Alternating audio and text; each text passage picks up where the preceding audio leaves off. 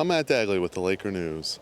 Today I'm in Lower Sackville, where I'll be going on a bird walk with the Bird Friendly Halifax Coalition. I was asked to volunteer to lead a bird walk at First Lake. I did it for the first time last year and the first year that they were holding these bird walks. And I've expanded now to also lead one tomorrow in Waverley. So in the first instance, I most often hear them before I see them. And if I see them, it's because they're moving. So the challenge is, if you hear them, is to locate them.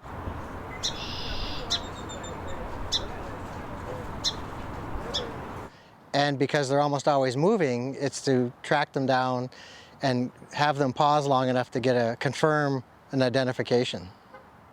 But I can often identify them by their call alone. So for the record, hearing them is sufficient, but I also like to photograph them. This is 500 millimeters, and 500 millimeters is suitable. It's about a 10 times magnification. They're not magnifying as much as people might imagine given the size of the lens, but that's because they need to let in a lot of light, because when you magnify it, everything gets darker. I also carry binoculars to confirm these are 10 power binoculars, so I might confirm a bird's identity in a tree before I try to take a picture of it for the record again.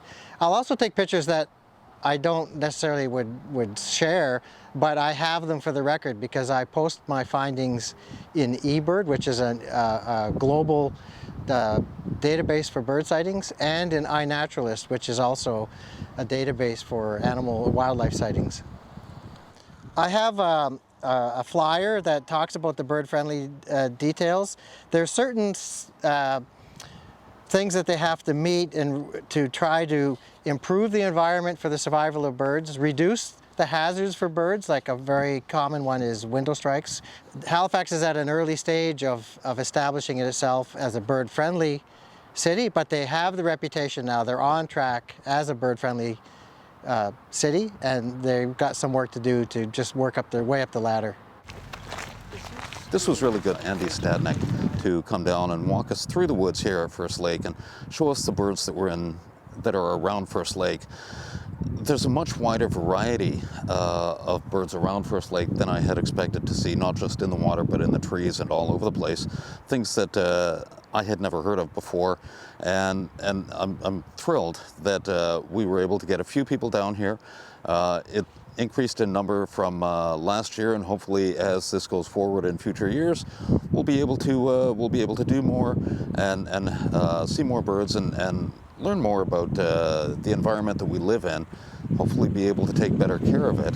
The trails that we have around Sackville are phenomenal for being able to get a little bit out and into nature and see just the wonderful things that we have here and decompress and focus on something other than work and city life. So it's phenomenal to be able to see people out here and relaxing. Thank you very much again to Andy Stadnick for coming out and taking us along this trail. What a great walk for Bird Week. Thank you to Councillor Paul Russell for supporting this video story. Matt Dagley for the Laker News in Lower Sackville.